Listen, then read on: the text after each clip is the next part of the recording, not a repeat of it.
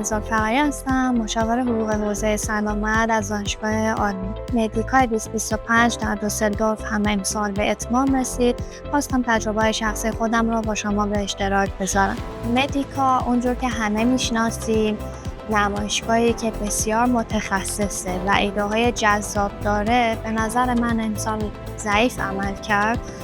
دلیل‌های مهمش به نظر من هزینه‌های سنگینی هستش که حالا شرکت‌ها باید در کنار گرفتن مجوزات که بسیار زحمت و هزینه داره و شرکت‌ها میان از تعداد محصول رو میارن پایین تا بتونن ادامه بدن، شرایط کم نگران کننده هستش. به صورت کلی تعداد شرکت کننده ها و بازدید کننده ها نسبت به پارسال کمتر بود. تمرکز اصلی امسال مدیکا مثل بقیه نمایشگاه‌های امسال روی هوش مصنوعی بود، اما خب تعداد خیلی کمی دستگاه های تکنولوژی می‌دیدیم که به صورت تخصصی باشه یا به کل دستگاه جدیدی باشه که پارسال توی مدیکا نبوده و امسال به عنوان یک دستگاه جدید میتونستیم ببینیم. تغییر اساسی که امسال خیلی به چشم می‌خورد و تقریبا همه درباره‌اش صحبت می‌کردن این بود که سالن 13 و 14 امسال خالی بود و سالن‌هایی که اصولاً شرکت‌های اینترنشنال به خصوص چین غرفه‌های متعددی داشتن، در کنار هم باز هم توی اون سالن‌ها فضای خالی دیده می‌شد. حالا اگر بخوام از اتفاقات خوب نمایشگاه امسال براتون بگم، وجود پررنگ نوتیفاید بادی‌ها بود که نسبت به پارسال اکثرشون شرکت کرده بودن و حتی نوتیفاید بادی سوزو تست جلسه پرسش و پاسخ گذاشته بود. امسال مدیکا توی قسمت آموزش بسیار پیشرفت داشتش و اینم بگم اکثر ورکشاپ‌ها و سمینارها رو خانم‌ها برگزار کردن و همین علت رشد حضور مدیران زن به چشم می‌خوره در این حوزه.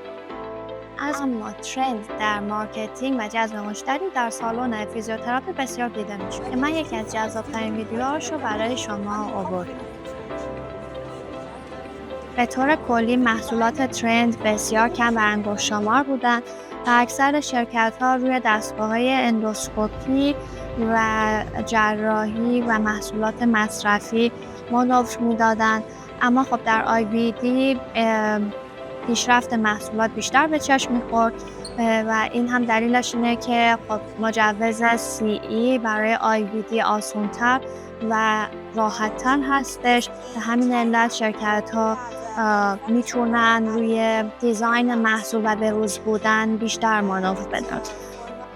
اکثرا دستگاه‌های رباتیک برای اتاق عمل یا عینک‌های با هوش مصنوعی بود که خب جذاب هستن، اما پارسال هم دیده میشد و حتی بودن شرکت‌هایی که پارسال شرکت کرده بودن و هنوز موفق نشده بودن مجوزهای لازم از جمله CE MDR رو بگیرن و امسال هم باز دیده میشد که موفق نشدن.